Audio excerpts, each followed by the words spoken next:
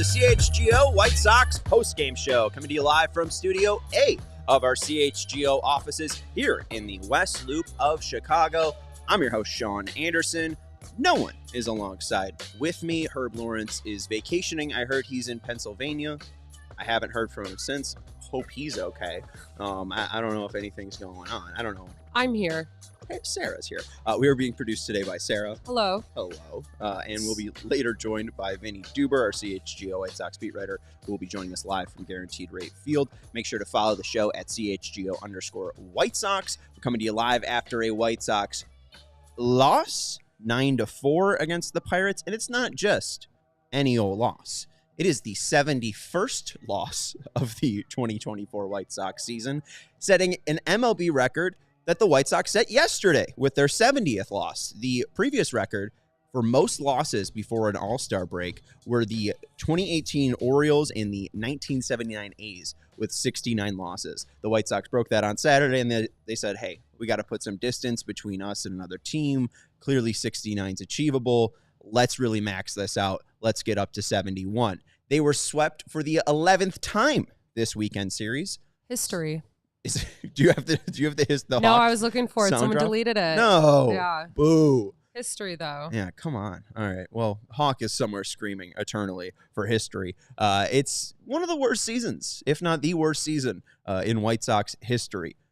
And we have to kind of honor it in a way. We're going to be doing the first inaugural SOXY Awards. I think that it's very Chicagoan of me to want to say SOXYs. It's like the ESPYs. That's exactly what I stole it from. I saw that the ESPYs were on, and I said, hey, we could do that with the White Sox. But we're going to be honoring the honorless. This team is disgustingly bad. Jerry Reinsdorf tried to shortcut a rebuild by saying, hey, we're not going to be trading anybody. And now we're looking, and I think we're about just 20 days away. No, I don't know how to do math. 16 days away from the trade deadline where Garrett Crochet might be dealt, Luis Robert might be dealt. So we're going to have the Soxies to honor the honorless. We're also going to be talking about the MLB draft with Vinnie, and Vinnie will join us to give us an update on Michael Soroka and to talk about Garrett Crochet. Should be a fun time. Again, White Sox are the worst team ever. Pedro Grifol's career record, 88-172. He is now 12-21. That's the record that he's away from reaching 200 losses before 100 career wins. So if he wins 12 games before his next 21 losses, he will be able to avoid that. He'll have 100 wins before his 200th loss, but we will be counting for the second half to see if Pedro Grifol can make history. We don't have that sound drop. No. Do you have the Panther growl? Oh, of course. We have the that was history. We're going to have a lot of different segments today and a lot of different award categories. Fred's saying he wants to vote Martin Maldonado to get a participation trophy. I did kind of make 2 award segments up just to get him an award, so we'll see if he's honored later. We'll have the best John Schriffen call of 2024 in the first half so far. We'll have the Andrew Benintendi is a pro lie of the year. There's a lot of lying going around with the Chicago White Sox, so we'll really hammer those home. Dan Bernstein, unfortunately, is an idol of mine, and he came up with the term fun bad. We'll figure out the most fun bad game of the year, and I don't know if that's the correct way to say that. Is most fun? Is that most fun? Funner? No, Funnest? funner's not. It's the most fun. We will have the Mando Stinky Socks Award. So, hey, Fred, maybe there's Martin Maldonado's award right there. And the Mint Mobile What's the Catch Award. So it should be very fun. Sarah, where do you want to start? Any of those jump out there? Yeah, Schriffen's award. Okay. All right. Well, you want to play all the sounds. Yeah. Okay. All right. Well, he's a funny man. let's start off with John Schriffen. All right. I don't need that card anymore. Let's go. Why did I do this card bit? It's all messed up. All right, let's go to the best John Schriffen call. We're going to go in chronological order. I don't have this one. I couldn't find it. No clip online was long enough. And honestly, he did it first in spring training. We're going to go to April 2nd, 2024. There is no sound for this one, Sarah. It's the first South Side stand-up. Where were you when John Schriffen first told you to stand up? Were you in a Jewel? Were you at the ballpark? Guess you wouldn't even hear the command. But he rang out that iconic phrase and then realized, oh, this is going to be the worst team ever. And then just kind of rolled back that phrase. And I don't really love that. I mean, they broke that losing streak. They lost 14 straight. And he said Southside stand up. And I don't think he said it since. And I don't really like that. But the first Southside stand up, iconic for John Schriffen. So that gets nominated. Our second nominee, April 10th, 2024, we have this discussion between Steve Stone, the birthday boy today, happy birthday Steve Stone, and John Schriffen about Corey Lee being a star.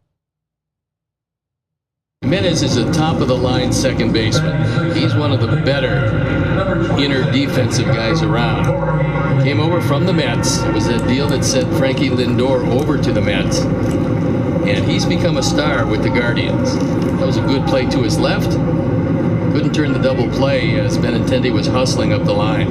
We'll talk about a star. Corey Lee is a star in the making. He gets the start behind the plate, and he bats here with 2 outs. And the Corey Lee story was fun there for a bit. He's come back to earth a little bit.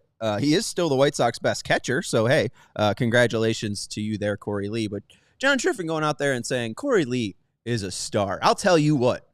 Wimpy. Corey Lee, that Corey Lee's a star. And even our guy, Steve Stone, the birthday guy, 2.3 WAR for Andres Jimenez this year.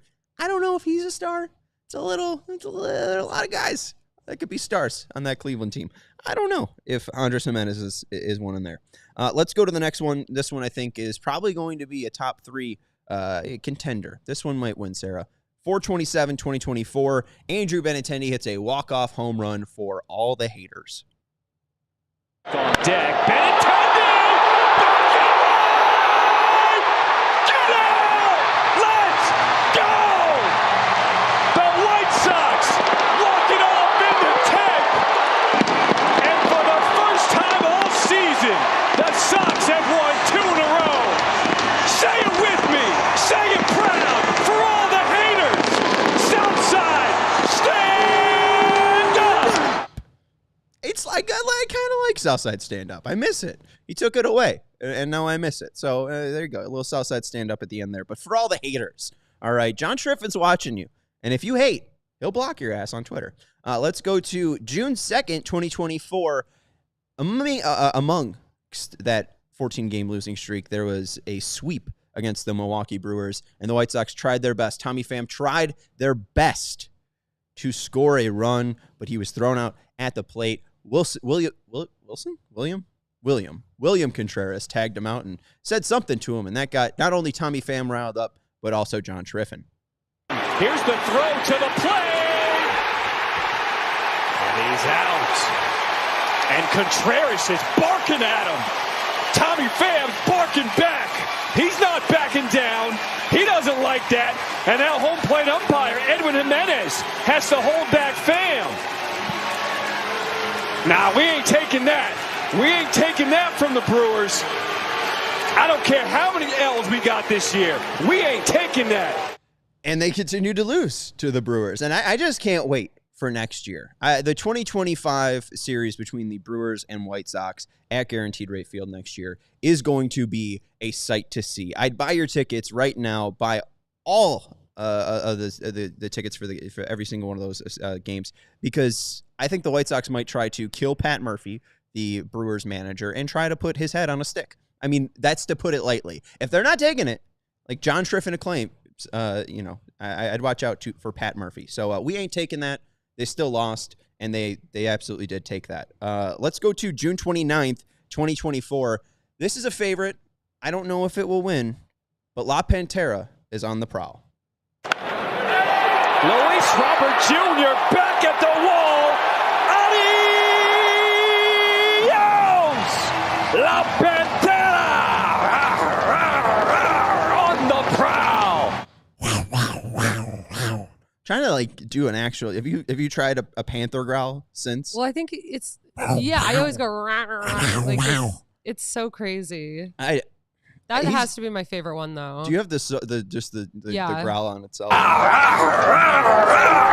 And he's done it since. Like, what is that? What is he doing? I don't know, but he's done it since. And then there was another home run where he didn't do it. So I don't know if he is doing it or not doing it. John Schriffen does have an issue of not committing to the bit. And they're good bits. I like the prowling. I like the growling. There's people like us that are just not making fun of him, but laughing with him. I'm laughing with him on that one. Yeah. Let's go to July 10th. The immaculate inning from Michael Kopech. This was the final call, and John Schriffen got a little stepped over by Steve Stone. Here is his excitement. 0-2 from Kopech. Yes, he did. Buddy! It's an An immaculate inning. immaculate inning. I mean, he's right there. He's just taking his time. Yeah, buddy. And then Steve Stone's like, oh, he doesn't know that that's an immaculate inning. That's at least how I read that. Steve Stone really doesn't have the trust in his partner right there that he knows the situation and knows that it's an immaculate inning. And then John's right there. John takes it. I mean, John just needed one more breath, and without Steve stepping on his toes. So I like the excitement there from John Schriffen. I think that's what most people have liked so far from the first half from John Schriffen is the excitement level from John. There have been obviously some missteps. We'll see how it ends up. But do you have a favorite of the 5 calls, Sarah? I have a winner picked out already. It's either his growling, It is growling. or probably, I don't know, the growling one's good. I like the we ain't taking that because it's like he's just so hyped for no reason about it. And he's like, we're not taking that South Side. I'm like, dude.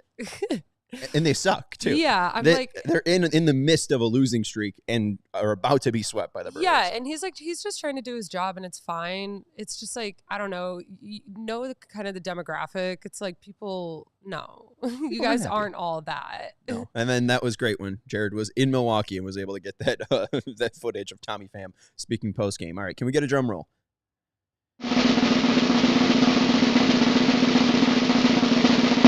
The best first half call from John Schriffen is the June 2nd call from Milwaukee. We ain't taking that. Yeah, because, that's a good one. Again, who is we? John, you're not on the team. And I think that was one thing that was reported by Shane Reardon is that after a win, John came into the locker room and was very excited about the team winning. And I think Tommy Pham had to remind him, hey, buddy, you don't actually play for the team. How funny is that? So there you go. John Schriffen, we ain't taking that. You get the first ever SOXY. So congratulations.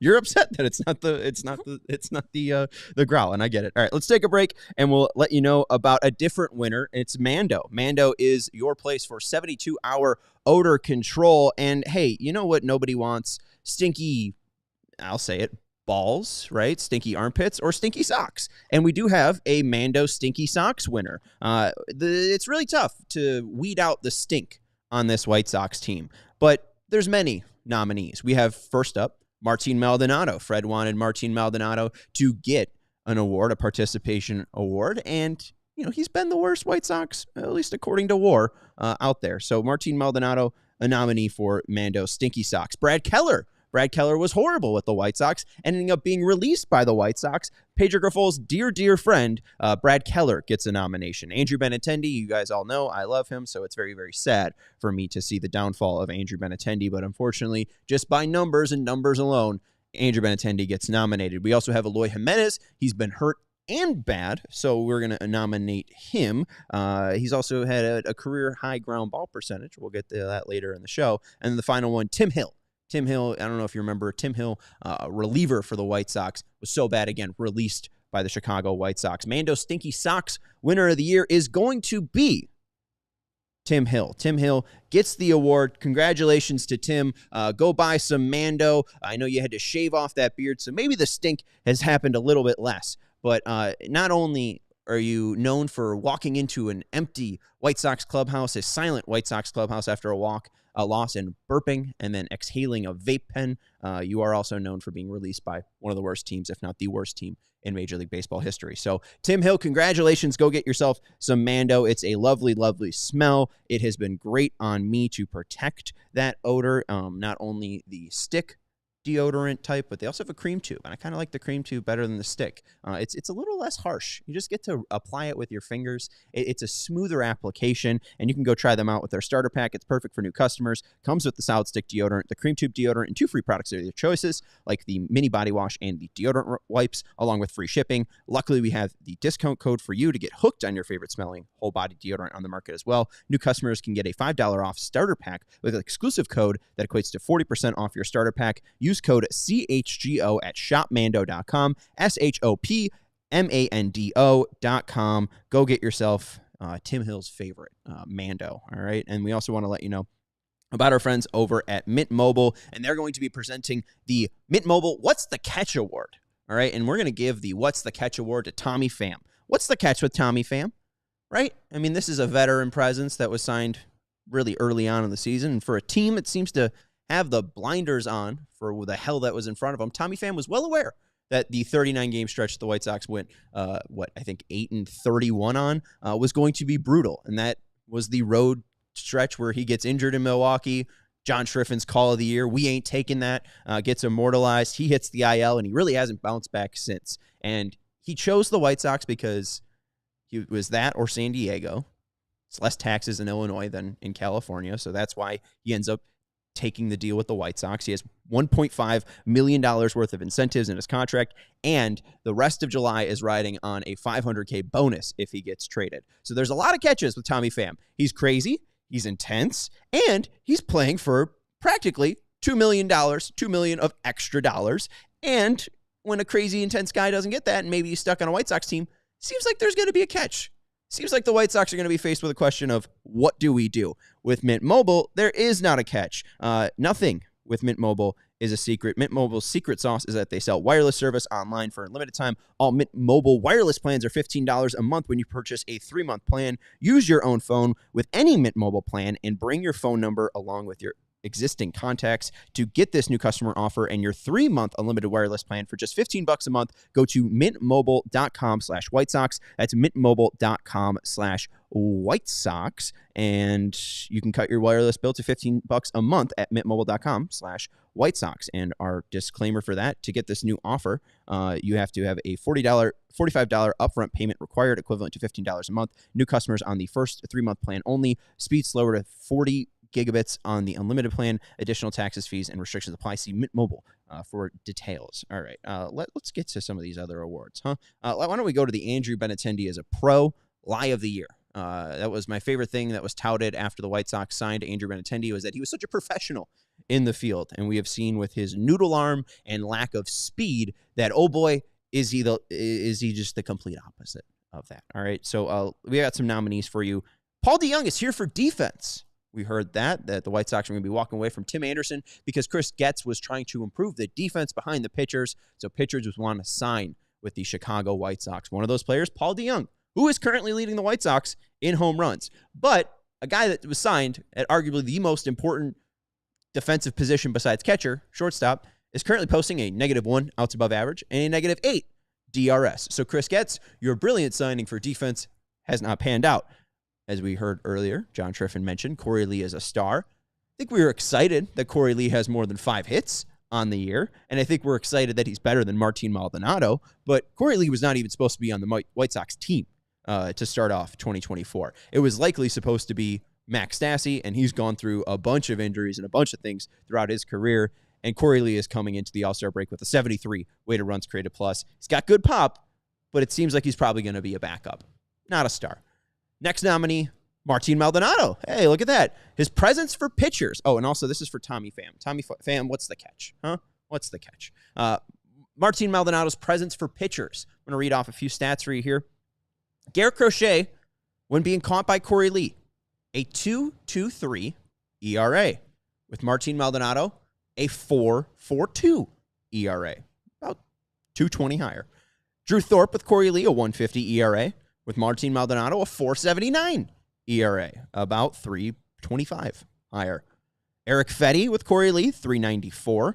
With Martin Maldonado, 1.71. So a little credit for Martin Maldonado there, but also Eric Fetty, pretty damn good. And then Jonathan Cannon with Corey Lee, a 3.38 ERA. With Martin Maldonado, 8.81. Not very good. Martin Maldonado has not provided much for the White Sox. He's been all right in his past week or so, but I don't think it's anything that is getting people excited. And I think they're pretty sick of seeing Martin Maldonado in a White Sox uniform. And I am speaking for myself with that as well. You also have Jerry Reinsdorf saying last year, the speed is of the essence. Chris is here because he can basically jump a year, right? Chris knows all the problems with the Chicago White Sox, so why not hire Chris Getz, right? It's going to take an outside hire so long to get antiquated with the Chicago White Sox organization. Chris Getz can just step in and turn this whole ship around. And here we are going to a trade deadline where Garrett Crochet and Luis Robert might be traded.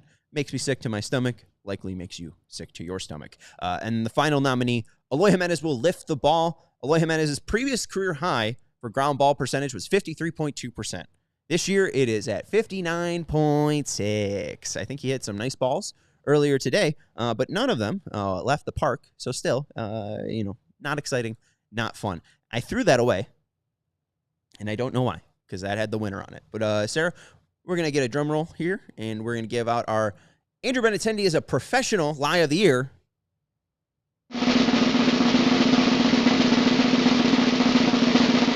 Martin Maldonado, we heard about how much he would be game planning on Astro team flights and how he would just sit there looking and trying to find the ways and edges for the Astros pitchers to dominate the opposing team, and he has not done that with the Chicago White Sox. So Andrew Benintendi is a pro. Martin Maldonado is a good presence for young pitchers, and that is the biggest White Sox lie of the year. So congratulations, Martin Maldonado. All right, I can't lie.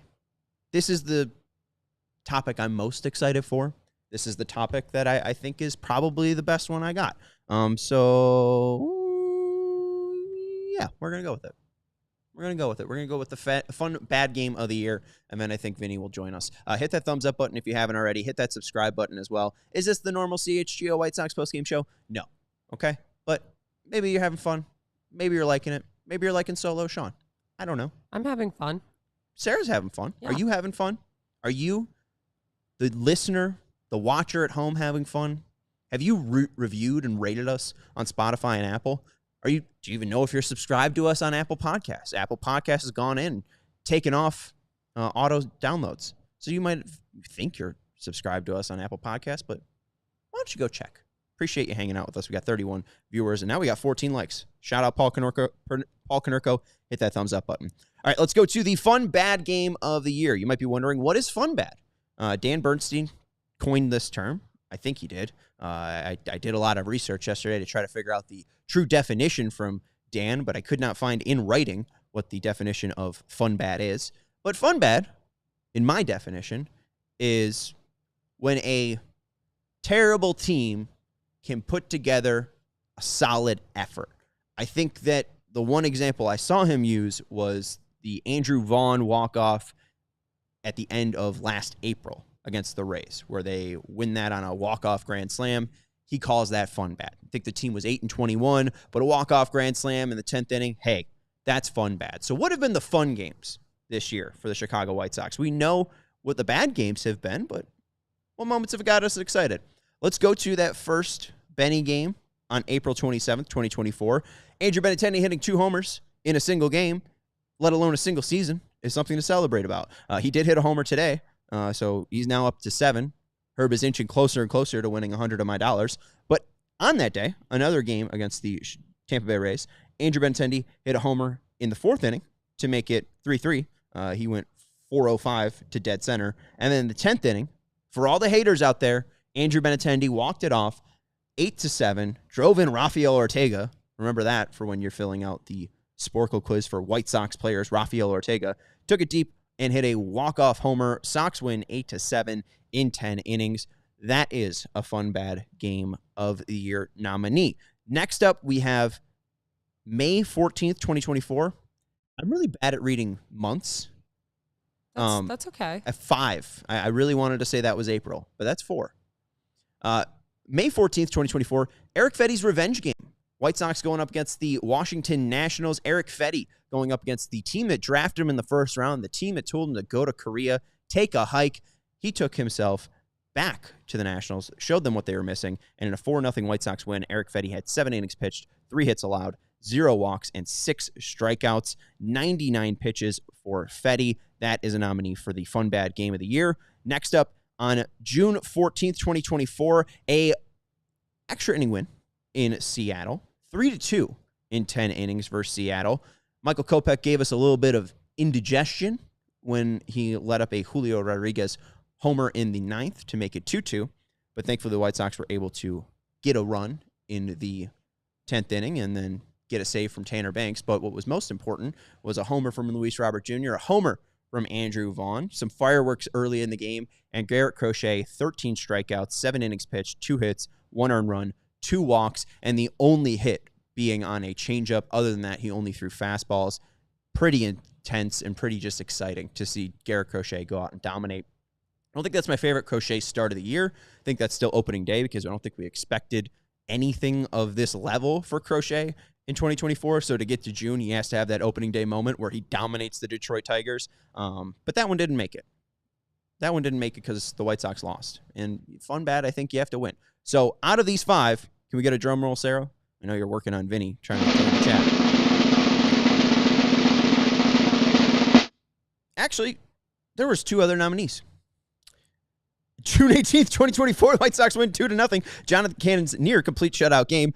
He goes 8 2/3 innings, 7 hits allowed, 0 earned runs, 4 Ks, 1 walk. Wasn't able to finish off the job, but John Brebbia came in to get that final out. And then on 7/10/2024, game 1 of a 2-game doubleheader, Michael Kopech throws an immaculate inning to save the game in a 3-1 win over the Twins. Luis Robert Jr. added the insurance runs in the 7th inning to make it 3-1. Driving in Andrew Vaughn. That was also the first win of Minnesota, or the first win against Minnesota for the White Sox this year. So now can we get the drum roll? So sorry about that.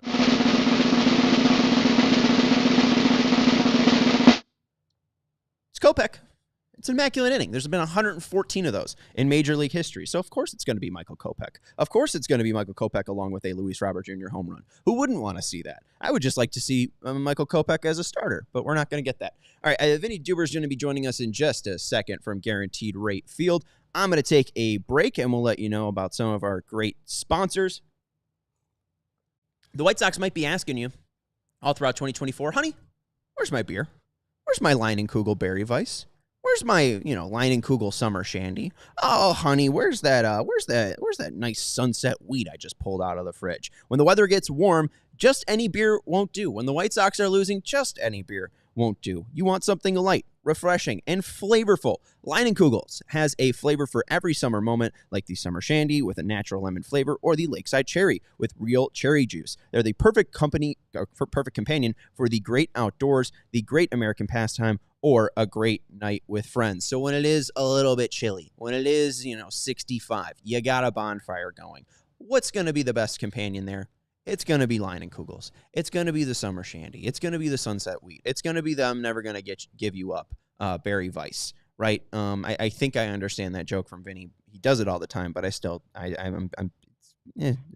loose grasp for me. But for over 150 years, Leinenkugel's has combined German brewing traditions with Wisconsin innovation, and you don't just have to pick one. Leinenkugel's popular variety packs come with 4 favorites to try and enjoy. Flavor every summer moment with Leinenkugel's, the official craft beer of the Chicago White Sox. Go to Leinie.com/CHGO to find delivery options near you. That's LEINIE.com/CHGO, or pick up Leinenkugel's pretty much anywhere they sell beer. Leinenkugel's, flavor the moment. Celebrate responsibly. Jacob Leinenkugel Brewing Company, Chippewa Falls. Yes. Thank you. Oh, and I forgot to throw this sock. This is for the Fun Bad Game of the Year. Michael Kopech, Luis Robert Jr. Enjoy. All right, there you go. Ooh, that one was at the camera. All right, and then we also want to let you know about our friends over at Illinois Pork, the Illinois Pork player of the first half. And this is not actually sponsored. None of these players are a part of this. But it can't be Andrew Vaughn. He's a fisher, right? He's not a hunter. He's not going out and killing wild boar or wild pig, right? He's going out there and catching some fish on a wire. I don't know. I've never fished in my damn life. Eric Fetty, we know that popularly he went over to Korea and dominated 180 innings, won the equivalent to the Cy Young Award over there. But when you're in Korea, you're probably going to be a big fan of their, country's national dish, which is kimchi. You can find good kimchi in Chicago. So, I'm surprised she got to the top 3 of season 8 of RuPaul's Drag Race, but still, here kimchi is. Eric Fetty's favorite dish. So can't be the Illinois Pork Player of the Year. But you know who is? Nicky Lopez. The gabagool. Come on. It's got to be local My product, favorite Nicky player. Lopez. How do you fuel up after celebrating a big softball game and playing in a Major League Baseball game? You get some gabagool. You put some pork chops on the grill. So go celebrate the lovely pork that Illinois pork producers are producing for you. It's grilling season, so go get your pork. Elevate your protein game with lean pork, a powerhouse of natural goodness. Savor the flavor, savor the gains, and celebrate any occasion by enjoying the best pork produced by Illinois pig farmers. From your sausage and breakfast in the morning to your pulled pork or juicy chops hot off the grill, it's an entire season dedicated to pork and the people behind the product, paid for by the Illinois pork producers. Generations of commitment. Let's go out to Guaranteed Rate Field after we throw this sock because Nicky Lopez is our pork player of the year. Vinnie Duber, our CHGO White Sox beat writer, is joining us from Guaranteed Rate Field. You can follow him at Vinnie Duber, and you can read his work up at allchgo.com. He's updated the trade rumor list as well. So the updated Luis Robert, Garrett Crochet rumblings, Vinnie has you covered over at allchgo.com. Hi, Vinnie. Hi, Sean. How's it going? Flying solo today. All my cards are blank, so I really don't have anything to talk to you about. How would you put into terms this first half? I just try to give out some awards to honor the honor list, but this is a team with 71 losses at the All-Star break, an MLB record breaking their own that they set yesterday. How do we really put this into terms for White Sox fans? How do you really feel this hitting fans? Yeah, it's hard. I mean, it's hard to really move past anything but just telling you how many games they've lost and how many games they're going to lose, right? I mean, obviously, we don't know how the games are going to play out, but if they remain on the pace that they just played the first 98 games of the season at, they're going to lose 117 games by the time they've played 162. And that kind of speaks for itself, I think. Luis Robert Jr. said it the other day. I don't remember the exact wording, but it was something along the lines of, you can't hide what everybody can see. I mean, there's just no way of sugarcoating this in any way.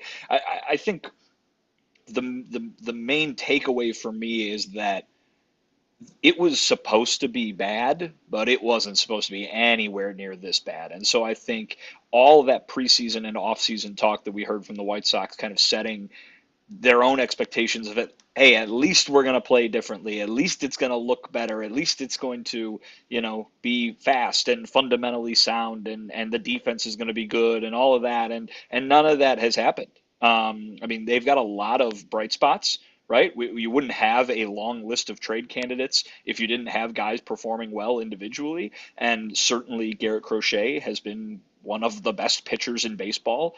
I mean, a very small number right there. Luis Robert Jr. was hurt for a pretty long time, but still looks capable of being that guy, if not, a little better. I mean, look at what he's been doing lately in terms of walking and stealing bases, stuff that maybe we weren't celebrating for him last year when he played all year and was MVP type guy. So, and Eric Fetty, who I've heard you bring up like 4 times in just a little bit that I've been waiting to come on, he's been very underrated and very, very good. Also, one of the best starting pitchers in baseball. So the next few weeks obviously are going to be defined by who leaves this team and maybe who doesn't, if there's a few guys that we've been talking a lot about that do stick around.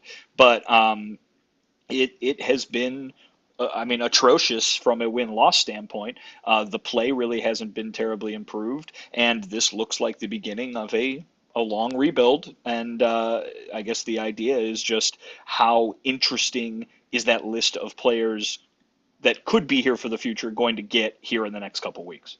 Yeah, and it's intriguing, too, just because some of these guys, I don't know how enticing of trade pieces they are, like Tommy Pham, but we expect a piece like Pham to get moved. So it's just interesting to see what the value in return will be. But to kind of go on top of that, I think I said before the year, everything would have to go wrong for this team to be under 55 wins. And it kind of has it. I mean, Luis Robert Jr. has 11 stolen bases to no caught stealings. I think Connor McKnight was reciting a James Fegan stat that Luis has the highest walk rate of his career and the lowest chase rate of his career. And he still has double-digit homers and double-digit stolen bases. Eloy Jimenez has been out, but he's only been out for he's played in 56% of their games. He's been around. Their top free agent signing, Eric Fetty, has paid off in spades. He's been fantastic. He's been everything you wanted and more. Garrett Crochet, their pet project of turning him into a reliever to a starter, has again turned out, paid off in spades. It seems like they're has been a lot of things that have gone right for this team, yet here we are with 71 losses. And I don't know what it is, because the team ERA is fairly decent as well. I mean, there was a stretch from like June 17th to now where I think they're like top 5 in baseball in team ERA. It's just very tough to really comprehend how bad this team is. I thought they'd be able to win a single game against the Pirates this weekend. I mean, they couldn't even get one game from the Pirates this year, or this season. They got a homer from Andrew Benintendi and couldn't turn it into anything. I guess maybe parts where this game fell apart. Michael Soroka, any update on what's the issue with Soroka, who really just can't seem to catch a break? No update in terms of what he's dealing with, but you don't really like. You don't react well when it's very quick like that, right? It's a guy who comes in, he throws one pitch in that inning, and all of a sudden he's out of there. They didn't even have him throw like a warm-up pitch when the trainer came out to take a look. So, obviously you don't want to speculate or play doctor, which is a terrible idea when you're not one. But it certainly is more bad news for a guy who's had a really rough go of it this season. Even when some of the numbers have been okay for him, I think when he made the move to the bullpen, he was striking guys out a little bit more and stuff like that. But they don't win when he pitches. I believe they're now 1-21. That's insane. And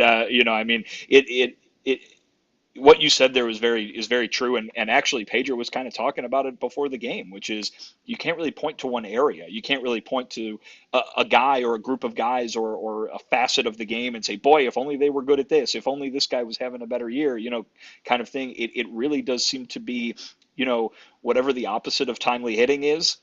You know what I mean? Like, when there's like a team that's like not supposed to be good, but they win a lot because they're, gritty and they always seem to come through with the game on the line kind of thing. I mean, this is a White Sox team that doesn't come through when the game's on the line consistently, right? I mean, they have, whether it's hitting or pitching or anything else, they are untimely in their game deciding moments. And, you can look at a guy like Jordan Leisure, who was one of those bright spots early on in the season, and now here he is just getting rocked basically every time he goes out there now. And I think it's only been 3 times since he's come back from the minors, but a lot of extra base hits, just a ton of runs, home runs, and they're going to have to figure out how to fix this guy, because he is supposed to be one of those guys that you trade for to make your future a little bit brighter. And right now, it's kind of a cruel reminder of, I'm certainly not going to go as far to say it's like, oh, they don't all pan out. Too bad, Jordan Leisure, you're toast kind of thing. Certainly not.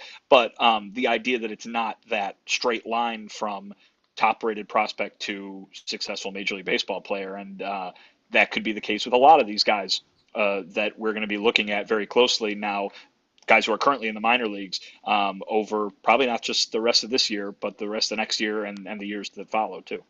And you wrote this back on the 26th of April, just kind of going back to what Jerry Reinsdorf said was this isn't going to be any quick fix by any stretch. Looking now and forward, it's just basically why Garrett Crochet is not going to be the ace of the future of this team, because, with Jordan Leisure, this guy's going to have all the runway in the world next year because they're likely not going to be competitive. He'll have all the runway in 2024 because they're not going to be competitive. Like, they have time to make Jordan Leisure a great closer because, realistically, they likely aren't going to be good until 2026 when they need an actual closer. Like, that's part of the whole thing and shtick that makes me laugh about Kopech is like, why does he need to be a closer? Why do you need him for a 9-4 loss to make sure that, the 5-run lead doesn't become 6? They do have a lot of spots where Leisure can get that growth, but also, we saw him send him down to Charlotte. Like, maybe it isn't linear. Maybe he does need to take some more work, but there is really no rush, because if Jordan Leisure can compete and contribute in 2026, it's really all that matters. If he has a lot of ups and downs in 2024 and 2025, that's what White Sox baseball basically will be, is, a game played with, just riddled with mistakes, I bet. Well, we'll see about that. Obviously, that's something that they have to improve upon if they're ever going to be competitive, right? This team went from a competitive team that made those mistakes, right? 2021 wasn't the probably the cleanest baseball ever, even though they won the division and won a lot of games because their offense was clicking, their pitching was so good, that kind of thing. But, they can't be a team that makes these kind of mistakes over and over again, because you see what happens, right? They go 81-81. They lose 101 games. They have a 71 loss first half. I mean, they need to be better, and they're not better yet. And I think the idea is that they've got a lot of guys in the minor leagues who they're very excited about, who will, in their opinion, play that kind of baseball, that better kind of baseball, right? And then they're going to have an opportunity at this trade deadline to get a bunch more. And if they can build up a list of prospects who people are very excited about, and I don't mean fans, I mean, the evaluator types who know what they're talking about, that those people can point to and say, hey, this is going to be a good team one day. We're going to be covering this team in the way that we were however many years ago that was, 6, 7 years ago, when it was Eloy and Robert and Moncada. And certainly, fans can be super warranted to be super skeptical because they saw how this turned out the last time, right? But they didn't even start at that point when Chris Getz took over this. He had to get them to that point, and I don't know if he has yet. I mean, there's a lot to be excited about in the minor leagues on the pitching side, and with guys like Montgomery and Caro, but I don't know if he's built a complete future roster yet, and obviously that takes time, right? You can't just field a contender with the guys who are currently in your farm system. They're going to have to sign free agents at some point and make trades at some point, just like Rick Hahn did, even though the success that they were shooting for wasn't there. But so that's why this is a long-term process, but it really starts now. And I think, the next couple of weeks are going to be seeing who can they add to that prospect group. And then starting right after the trade deadline on July 31st, it's okay, when are these guys getting here? What's the timelines? Is Colson going to be up this year? Is Kai Bush going to be up this year? Some of those guys who are currently at AAA. And we heard from Pedro yesterday. I asked him, because he's been kind of vocal in the past saying, like, you can't really evaluate a guy in September. He has, one good month or one bad month, and you can't really make that great of a conclusion. So are we going to see some of these guys in August? Maybe we will. And so the what's next is perhaps not a lot more winning. And heck, I think you could make a case that this team is going to be a lot worse on July 31st than it is right now, right? Certainly the roster. And so I don't know if there's going to be a lot more winning, but there is going to be a concrete thing to look at and say, all right, now it's August, it's September, and the White Sox better take advantage of this time developing these guys, because that's what's going to determine how long it's going to be until they're contending again. Absolutely. We'll talk about some of those prospects and the future players in just a second. We'll talk about some trade deadline stuff, and we'll talk about the MLB draft that is tonight, where the White Sox will be picking 5th overall. I do want to jump to one final thing from today's game. Michael Kopech throws 10 pitches in a 9th inning outing. It's been kind of breezy for Michael Kopech as of late. I don't know if he started if he spoke after today's outing, but what have you seen or what have you heard from Pedro Grifol about Kopech's changes? Do you think it's just truly trusting this new game plan of throwing breaking balls? Yeah, I mean, it's probably a mixture of a lot of things, right? I mean, these kind of outings were things that we saw from Kopech early in the season too. Like, this isn't necessarily new. It's just that he's kind of ping-ponged so spectacularly back and forth between these quick, dominant outings and the ones that go horribly awry, right? And so I don't know that it's just like one change and all of a sudden he's never going to give up a home run again, right? I mean, he's had these kind of outings before. He's shown he can do this kind of lightning quick pitching before.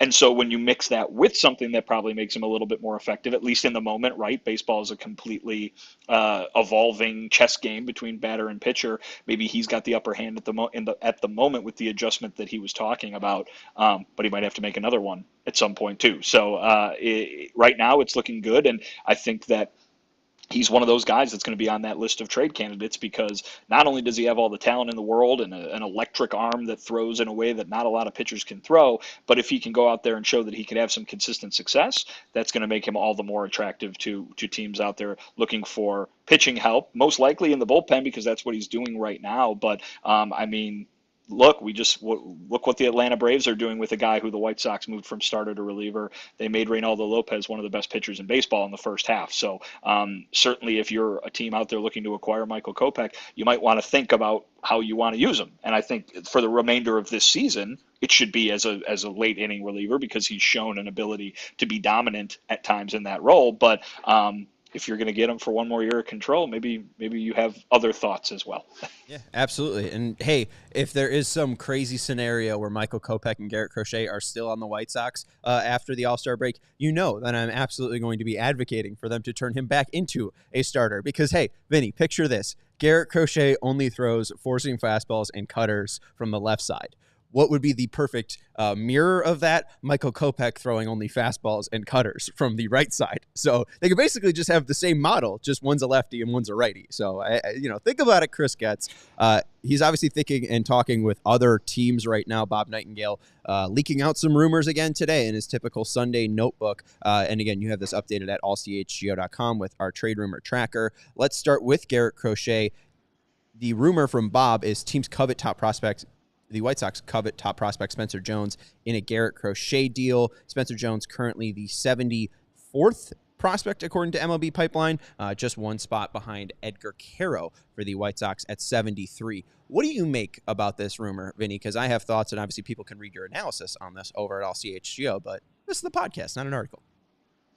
Sure. Maybe they can do both. You can read and listen. Do it at the same time and see if I just regurgitate exactly what I wrote. But listen, it's not the first time we've heard Spencer Jones's name, right? In a White Sox trade rumor. He was someone who we talked about an awful lot during spring training and during the winter when it came to rumors connecting the Yankees to Dylan Cease. And that never happened, obviously. But perhaps Chris Getz, now blessed with another starting pitcher who is of ace quality, is perhaps trying to get another bite at the apple there and maybe trying to finally pry Spencer Jones away from the Yankees.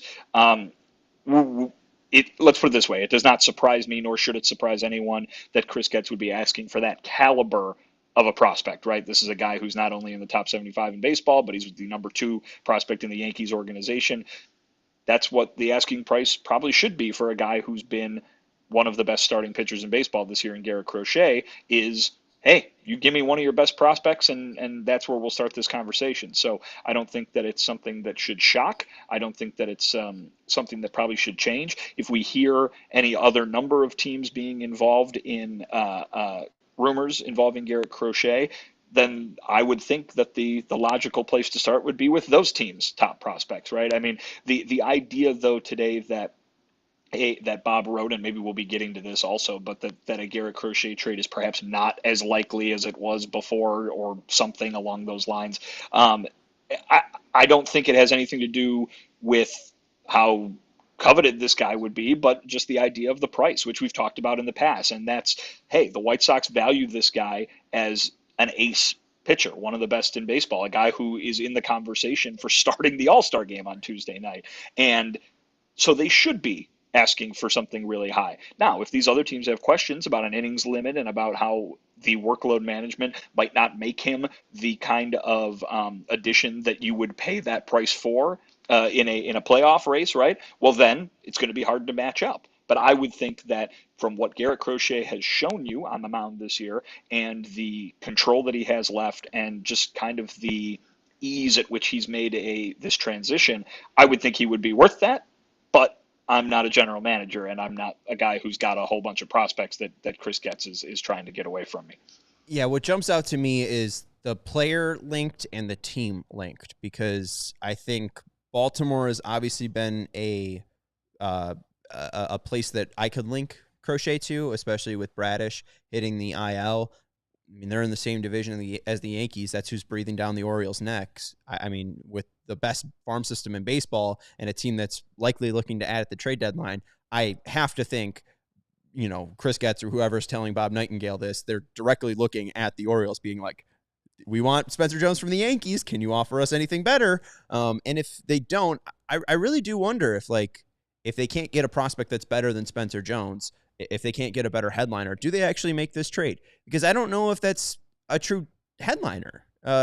Drew Thorpe was around that. I think Drew Thorpe was around 78, but they also got Iriarte along with that and Zavala. But I think Iriarte was near the top 100 in some rankings.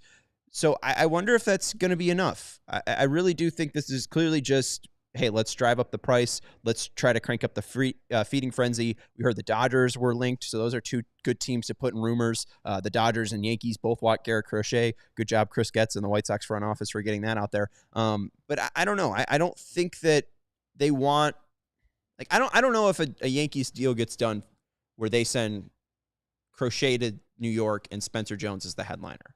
I think the reason why Spencer Jones's name is out there is because the White Sox want a better headliner than Jones. I could be wrong. That's how I'm reading this situation. But I do think if that's their best offer, I think they might keep Crochet. And we've heard that from Steve Stone, who's like, he's not going anywhere.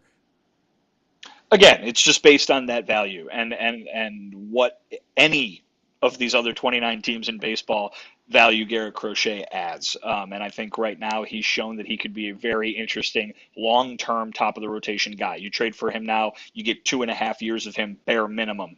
And other teams might not have, because of where they are in their window or their spending habits, they might not have a problem offering him a contract that the White Sox wouldn't at this particular moment. So, he's a guy who, if I'm around baseball, I'm very intrigued by him. But at the same time, we keep hearing about the, concerns that other teams might have. And I think that those are warranted as well. Because listen, it's a guy who's never done this before. You don't know what he's going to look like over the next, not 2, not 3, but 4 months of baseball if you make it all the way to the end of October, right? And so I get it. And if the idea is, well, if he requires that innings limit that the White Sox are already talking about placing on him in one way or another, right? Even though there's no real set number that the White Sox have thrown out there. But if he requires that workload management, is it worth it for me to trade my 3 or 4 of my best prospects to get a guy who I can't even use as a 7-inning starter in a World Series game, which is what I would be paying to get? Well, and that's why I'm just thinking if they roll him back out in 2025 and hopefully, and I don't think it would happen, but they work out an extension and you take away the question marks of, how long will he be on the team? You give teams a certain, hey, we have him locked up for the next 3 years, and he goes out and gives you another 18 games before the All-Star break. I think that you'd get more value. I think if he does this again and gives you 36 games of dominance from the left side, and you have the extension already in place, in 2025, there will be no questions, and teams will need this because he's a top 10 pitcher in baseball as long as he's healthy. You brought up the Bob rumor that it seems like the White Sox might be pulling back on trading Garrett Crochet, and I guess that's why I'm like, oh, well, if they don't get the right package, maybe they won't deal him.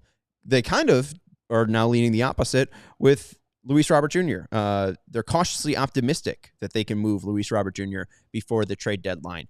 If I had to ask you right now, who is more likely to move? I think it's Ben Crochet so far, but does this report or this rumor have you now leaning towards Robert going over Crochet? No. And I think the reason that I've said that I think there's a possibility neither of them gets dealt is for what I just talked about, and that's the asking price.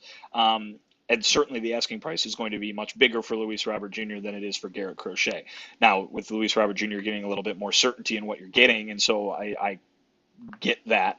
But optimistic they'd move him, I think, probably stems from the fact that he's been back and playing. He was out for almost 2 months on the injured list. It was a bit of a slow start for him once he came back as he was kind of finding his way. He's been very productive lately. And, certainly those numbers aren't anywhere close to where they were last year still.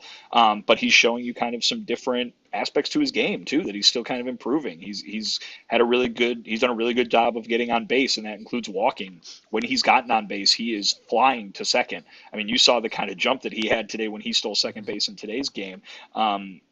He's a guy that can do it so much on the field and impact the game in a way that so few across baseball can. And I don't think anybody across baseball forgot about his 2023 and was like, oh, this guy's hurt and not hitting as well. Forget trading for him. I just think that there is some what have you done for me lately to the mid-season trade market, right? And he was coming off the injured list. And, when you're making these deadline deals, you're making them in large part for the year that you make them in. And if the idea was Luis Robert Jr. is at least from a production standpoint, a shell of what he was in 2023, I could see where that would be, less attractive to make that deal for this year. But the thing with Luis Robert Jr. is he's under control for 3 years past this one, and he showed last year what he can do in a completely healthy season. I would think that the asking price should be through the roof for this guy, and I would think that I've made the comparison on here before. Look at maybe what Juan Soto commanded in the last 2 times that he was traded in recent years, and maybe that's what you're talking about in terms of what Chris Getz should be trying to get for Luis Robert Jr. And so the reason I think that, I could understand where teams would maybe be like, oh, hey, he's still got, some of that old juice in him when they're seeing him finally produce with a little bit more consistency and be healthy with a little bit more consistency here over the last couple of weeks.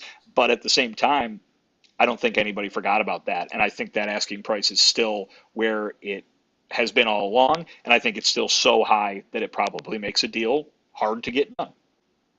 Yeah, I don't know how to read this because, again, I'm always just trying to think of, like, why does somebody want this out there?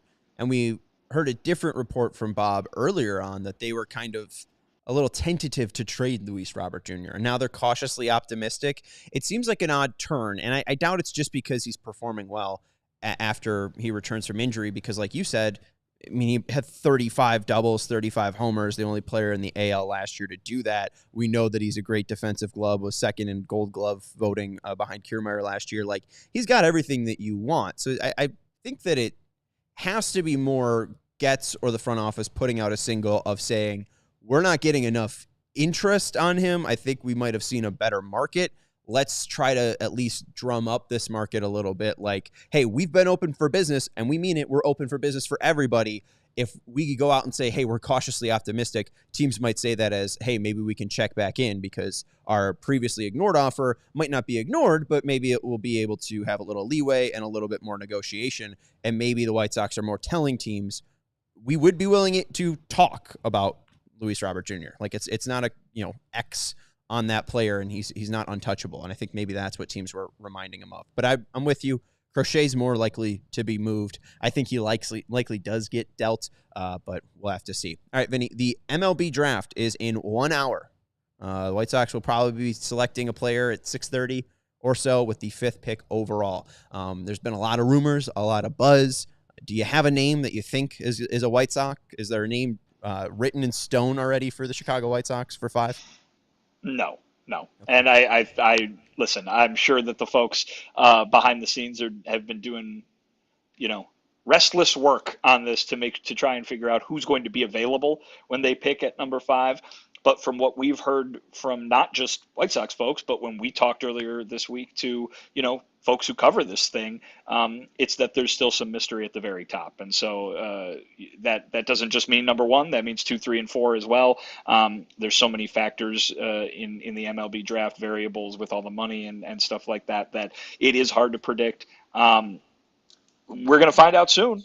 But listen, I think the main thing to note is not necessarily who the player is going to be, or even once he gets picked, who he is. It's the caliber of player that he is, the fact that the White Sox have this opportunity at number 5, and for all we're talking about in terms of, who could they get for Crochet, who could they get for Robert, who could they get for so-and-so to add to this collection of prospects that they have, they don't have to give up anybody at number 5, and they're going to add somebody of that caliber to that list. So whoever they pick tonight is going to join Montgomery and Schultz and the Eaters and the Bushes and the Caros of the world in terms of the people that we're talking about as being cornerstones of this team the next time they field a contender.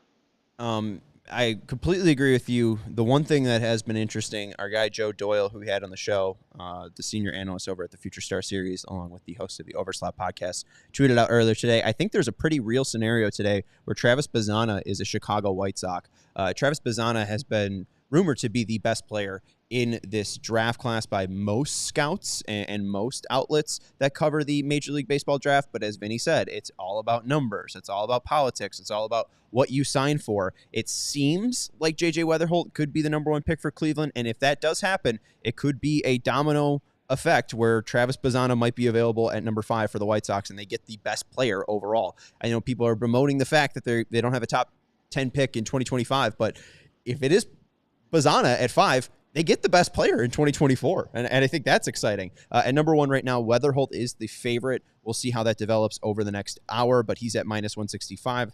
And number 2, it is the favorite for Charlie Condon out of Georgia to be there. For number 3, Chase Burns is the favorite to go to Colorado. At 4, Bazana is the favorite to go to Oakland, but Oakland is typically cheap. Do they want to max out their SOT to get Bazana? And if they don't, and it falls, or it goes Weatherholt, Condon, Burns, Oakland really holds the key there for the White Sox. If they don't want to spend that money, they will likely avoid Bazana, and then at 5, the White Sox could have that choice.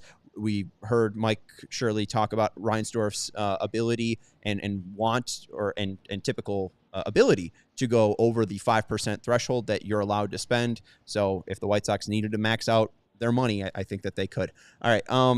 I think that's going to do it, Vin. I don't think that there's anything else. The MLB draft, they got 5 picks in the top 107. We'll be having a show tomorrow to cover that. The Home Run Derby is tomorrow, so we'll cover that for you as well. And then we'll likely be talking about an AL starter. No AL starter has been announced by Bruce Bochy. Will it be Tariq Skubal?